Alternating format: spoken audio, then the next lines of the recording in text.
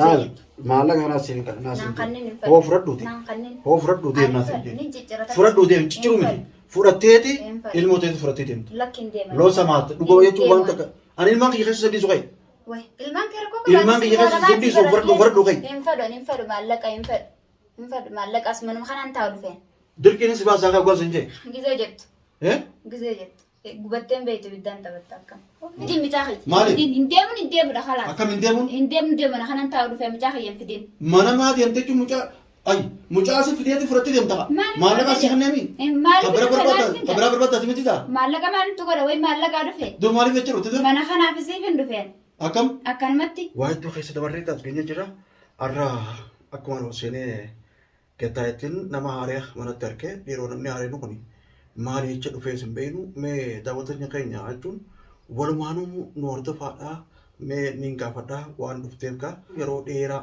dura arkuun ture garuu har'a jechuun bakka irraa dhuftees akka bakka itti deemtus waan deemtuus hin beeyne zamanni gaa zaman akhirii mee gaa walumaanuu jechuun ni gaafannaa mee olii yaamaa mee asmiin caaltu ciyaame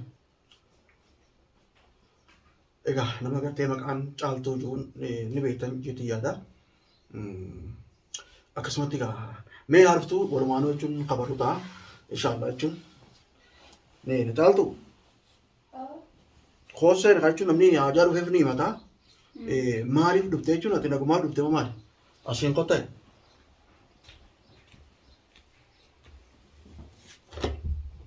maali jirta taa'umatti jira jechuun daawwattiin kan jallee gaasi beekaa jechuun mee waan dhufteef zamana kana jechuun gaa beekaa namni yoo ragaa jechuun waliin kaameraa waraabeef ragaa fi kaameraa waraabee awwalumaa takka arruma jechuun mana kiyya kana dhuftee mana kiyya kana akkatti dhuftee fi waan dhufteef ani hin beekne gaa jechuun.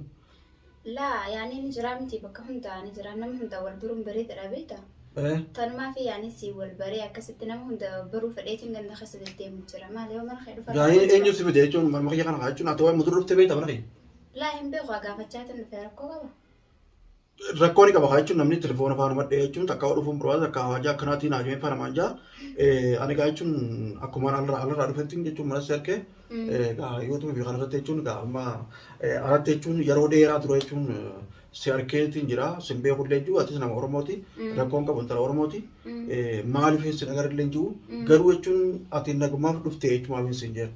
Lakki nagumaaf hin dhufeetuma si wal bareetuma akkasitti ni jira mana kee kanas xiqqootu ture akkasitti. Akkam turu ulii taa'uuf yaada qabda moo ati amma dhuftee maali? Taa'ullee rakkoo qaba. Mana Oromootii mee yoo jechuun mana Oromooti jechuun wanni teessisuuf maali jechuun dura rakkina kee himattee rakkina akkanaatiif hin dhufee balloo waan kana na gargaaruu dandeessaa yoo dandeessuun si gargaaree yoo dadhabe immoo nama Oromootiif anis ni jirra hedduu takka jechuun si bira dhaabbachuu ni dandeenya. Ani akka kiyyattee jechuun hin jeebee kadhu. Suniif jechuun maal na ajamteeti maal rakkatteeti taasirtu toluu ilmoon ta'inyooti. Laa ilmoo maaliitiin qabu? Ilmoon taas cibsteen baanata mana kana cibsteen jechuun mana kana jirtu. Laa tasanii rakkoon qabu ilmoo isaa hin qabu ilmoo isaa hin fudhatee fi ilmoodha maal akka. Bariif ilmoon tun ta'inyo dubata mana kana fitanii mana kana kaan. Ilmoon tanamaati. Akkam? Tiyyaamti ilmoo. Dubata namaa jechuun si deemaan hire.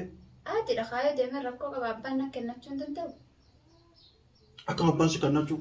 Yaani namni naaqa biyyaa nama kennachuu hin jiru. Naaqa biin jechuun bakkuma warma jettee ilmoo san bira ndaaytu duba warma jettee ilmoo si kana san bira ndaaytu ture. Hogguu dhufte jechuun amma dhufte ilmoon tun teenyuuti lakkee tiyyaamti tanamaati. Ilmoo tanamaa duba jechuun waa hundaa wajjin shaantaa jechuun shaantaaf jechuun huccuu siiti wajjin ilmoos fuuteeti taa'u hojjetaa mana kana. Bineelmaan as dabre wanni kaameraa kaaddees ragaa fi kaameraa kaadde ilmoon tun dura eenyuuti ilmoo tana eessaa deemtanati. Laa ilmoon tanamaati abbaan suuta walitti wal gaafanne sansootatti wal marannee akkasitti himaa immoo har'aa waan biraatti fiddufne beekta.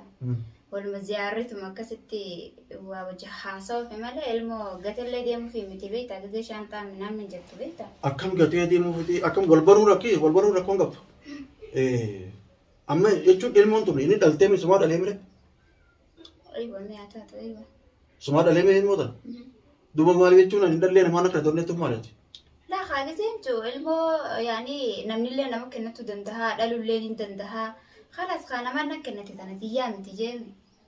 Naaf dhalees ni jettaa tiyyaa miti jettaa jechuudha sammuu na keessa qabdi jechuudha. fayyaa qabaannan nu dhufee mi fayyaa jahannan qabaannan mana kee dhufee mi deemee sun gaggaafachaa dhufee barnamni nan finna mana kana. Bergaggaafachaa dhufte gaggafachaa dhufte namoota sirriitti haa jechuudha. Namoota jechuun manni bal'oo kanaa jireenya agarsiisa malee wayii akkanumatti jechuun ifuma beektee dhuftaa takkaa dhuftee sin beektu. Laa akkanumatti naan qalaas akkuma sheeyxanii noofuu bakka inni dhaqa jisaan dhaqumaan qaban akka kiyyatti numaan dhaqa irraa nafu. Akkanas godha. Ani na dhibde caaltu dubbiin tun na dhibde hedduu takka na dhibde. Hedduu fiidoo takka takka asumaan harkaa jechuun caaltuun akkanaan hidhaltee akkana na rakkattee takka asumaan dhagaya. Gurri oduu waraabettee beektaa. Hayi daltee bara Oromoon teenya yoo gara furattee ni dalte siin jaanii yoo harka qabatte faashanii jaha yoo takka qabatte maaliif kudhata akkasii dabalanii 12 godha waan ta'eef afaan Oromoo teenya noo beekanii mi. Nama beela yoo fi ilmoota tan jechuun yoo dhalte yoo jaarsa qabaatte yoo jaarsarra dhalte wanni jechuun ilmoota yaabattee jechuun dhoosituuf maali? Ilmoon balchuun ittiin nama gammachiiftuu ilmoo harkachuun bara. Jaarsa heerumanii jaarsarraa ilmoo dhaloon jechuun bara. Nam tokko tokko kan harkannee jira heerumee jechuun xiqqeenyatti sin harkannee haa guddatee sin harkannee jira. Tanaaf jechuun alhamdulillah rabbil alamin garuu immoo jaarsirra harkattisan jechuun wal fuutanii irra harkattisan ni jiraa mi'aa mishii. Jaarsa maaltu yaman kana jira dhiira faayidaa qabdu jira sana yaman kana keessa fuutee si biraa deemuu malee jirtu bara. Amma jaarsi jechuun jaarsa jechuun si biraa deeme malee ati jechuun wal fuutaniitu moo wal jaalatanii wal raadallee. Laa haata sanii wal majaalanneeti beektaa. Amma si bira hin jiru. Amma deemee jira. Si biraa deemee jira. Waa taarifa qote. Akkanas gara Oromoo tanya dubbiin takkanaati rakkoon qabu eegachuun gaa. Abbaan ilmoo si biraa kutee silaa akkamitti jechuun hanga jechuun na wareessitu kana jechuun silaa dhuguma himtee irra wayyaadha. Garuu bakka tanaaf jechuun amma jechuun mee maal feeta? Gargaarsa feeta moo jechuun as taa'u feeta moo mee ati kam feeta akka naa hime? Lakki anumallee fedhu mana kan dhufne nagumaaf sun salaametu wal baruuf hin dhufe malee wanta akkam fedhu maaliif yaani namni kun wal baruun bareedaadha beektaa? Wal baruun bareeda. Aywa sanumaaf malee lakki waan takka dhabeeti miti kan mana kan dhufe taa'ullee himtis isin ziyaaree deemuuf kan hin dhufe. Nu ziyaartee deemuuf? Aywa. Wanti biyya ajaa'iba ta'e. Aywa garuu ilmoon wanta jiru malee ilmoon tiyyaa khalaas abbaa wajjin jirreecha haaduu hin jiru beektaa? Ayyee. Saniif ilmoon tiyyaa. Waluma qabdanii duba abbaa jechuun ilmoo tanaa waluma qabdanii telefoona siif godhaa? Laa ta'isaa deessa rakkoon qabachu tasaan irraa muree deesse. Maali waan isaatu gochuun feetu? Waan fedhu deesse chuma deesse ta'e. Telefoonaa illee wal quunnamuutu hin jirtan? Tasaan madhiisii walumaa galattu. Akka walii galatti godhatu jechuun ilmoo tana jechuun naaf deessa jee takkaas dubbisee jechuun takka hoo telefoona wal quunnamtanii waa si kaayee si gargaarutu jira. Awwanniin si gargaaru jechuun si gaafadhuuf yoo rakkatte immoo namni Oromoo yoo rakkatte wal bira dhaabbachuun si bira dhaabbachuun dirqamaan akka jechuun bal'ootti si biraan dhaabbaa jechuufi. Ani maaliif jechuun waan hedduu takka immoo nama hedduu gottee biraas dhaabbachuu turre daawwattoota keenyaas ni beeka. Hedduu takka immaatis dubbii takkaatu harkaadhu qaba. Dubbii magaalaa kanatti jechuun si walii godhanii jechuun namni wal dhamaasaa ture kana kanaafin dhaabbachuu jira. Ammaan ol seenee si harki malee chiina fellee gaa telefoonillee natti hin dhoohine ijoollumatti yaatu maneera. Bakka saniifu yoo gartee ilmoo fudhattee deemuu kan barbaadu taate ammatti jechuun si gargaaree akka deemtu kun siin jee ani karaa biraa waan hin deemu jechuun hin jee. Yaani ati seera shakkii qabdaa? Shakkii osoo hin jin ummatuma kana qabneef irraa hiinaa jenneeti nama akka jawaatii tokko fa'aa jechuun maraachanii warra furmaatee fa'aa nama hedduu tokko jechuun abdii fa'aa ni beekta abdii jechuun dhageesseetti bitaa qal'aa dheeraa tokko warra gartee siiree nama ta'e warra kana barbaadneef irraa hiinaa jenneeti magaalaa keessa jechuun nama hojii deemu jirraa beekadhu suniif yoo jechuun yoo jarjara akka qabaattu ati tuni haadha ilmooti yoo gargaarsa feete illee si gargaaree jechuun ani bahuufi manarraa mana taa'uuf hin deemu jechuun sin deemu. Lakki agumma xixiqqoo hojjetu irratti hin deemu malee anamma deemuun barbaadu. Akkami deemuun barbaadu? Hayi xiqqoo turreetti hin deemu harmaan dhufee harmaan gala. Harmaan dhufee harra gala jechuun ani manan taa'u jechuun deemuuf hin deema ijoollee xiyyatti qollofee hin deema bireen. Walumaan nu qollofta haa rakkoon qabu. Hayi maalitti akkasii beekatu baatu ijoollee xiyyoo hojjetu qofa. Hayi ati dhahaanuu barbaadde achirra bakka biyya birarraa ka'ee si bira dhufee. Barbaaddee waan dhuftellee waan ajamsisan natti himtee waan ajamsisan si godhee ati jechuun deemtee anillee deemu ulaatu qollofee ijoollee jechuun uummata san jechuun waan barbaadu jiruuf rabbiin nu agarsiisu jechuun barbaadee itti deebi'ee ulaatu jechuun baradha jechuun ijoolleeti. Asis hin isan deemuu kaa kamti sin isa deeman. Maaliif walumaan qollaftee deemta wanta kaajis hin qabu asuma taa'uuf hin dhufee hin deemu duraan hin deeman jee taa'u jira. Hin deemu kaas hin taa'u. As taa'uu jechuun akkamitti teessa'u siin gargaara jechuun siin jee waan feet. Asumatti na gargaara manuma keetitti. Manuma keetitti si gargaara? Maali mana qabdu? Mana qabee manuma keetiin dhufe. Maaliif meeshaa guuradhee dhufe asin taa'u dhufe bar. Kana nas argani duba. Maaliif sin argani fi itti yaadee dhufe. Ayya. Ati wannan dhuftee jechuun addaa hin beekamne jechuudha. Akkas saanam. Awwaan takkaan dhufne manuma keetiin. Akka jechuun wayii nama godhuuf takka wayii deddeemti jenne ilmoo daa'ima xiqqoo tan harkaa qabda nama daa'ima xiqqoo tan deemu shakkinis waan taatu. Maali jechuun gaa beektota jechuun zamana akhiri jechuun namni dhalaa fi dhiirti deemtu xiqqaa guddanis hedduu namni wal balaaleffatee jechuun nama Oromoo jechuun waan wal qoru jira akka malee wal qoru jira ani bakka saniif gargaarsa yoo narraa barbaadde waa hundaa jechuun siifin godha ammoo akka gartee deemtu jechuun mana gartee kireeffattee takka hoo qabaattu sanitti yoo deemte irra bareeda. Lakki an deemu dhufne asuma tureetiin akkatti ta'u. Hanga maduraa isa tureeti. Ammoo ta duraa rakkoon qabda duraa dabartee jirti. Bakkuma gartee duraan jirtu sun deemte jechuun sin jee bakka irraa dhufteetti. Hundee wachitti asumaan taa'u dhufeeni maaliin godha bakka san irraa jibbee hin deemee umi bakka san dhiisee dhufeemi halaas mana keetiin taa'a. Namaa si fide mana kanaati. Namni mana finne fi itti yaadee dhufeeni. Akkamitti yaaddee akkamitti na beekte? Si beeka kaa. Maaliin na beekta keessa akkasitti wal beeknaati? Keessa rabbumaan nama beeka beekta keessa hiyyaa keetillee tasanii rakkoon qabu suuta itti walii galleeti dheeressinee haasuun nyamma nu dhiisin ma gabaabsitan amma ishii gabaabduu mallaadha. Kana si godha. Bara amma si gargaaruu dandeenya. Haadha ilmootiin si gargaara bara si biraan dhaabaa bara waan rakkatteef bakka biraatti mana si godha. Asii miti bakka biraatti mana si godha amma jechuun bakka gartee irraa dhufsanitti deebi. Waan ammaa hajamte immoo siifin godha bakka amma irraa dhufsan gartee meeshaa raawwattee dhufsan achitti deebi waan hunda siifin godha. Achi maaliifin dhufe maaliif itti deebere? Achi taa'u turtee mira jechuun deemtee teessan kan mana si kireessu bakka biraatti. Mana na kireessita mana kee keessaan taa'u dhufeeni. Ijoollee bira sana mana hooyi. Leesh. Lakkee. Maaliif? Ijoolleen haatis bira jirtu. Ijoollee xiyyaammoo haatinis bira jirtu. Haatiin sana abbaan sana. Ijoollee xiyya keessatti immoo saamanee kamtiin deemaman. Rakkoo qabaarenis ijoolleen qabaabar. Anis ilmoon maan qabaabar. Ilmoo bara ati daa'ima kana qabda daa'ima kana jechuun amma yoo bakkuma duraan si keessatti si gargaaree irra wayyaa achi booda immoo mana siifin godha bakka biraatti kophaa ta'etti osoo ijoollee xiyyaa wajjin taane. Lakki naan godhen galatoomte sanii. Akkana tubbee. Ma dhuftee akkamati.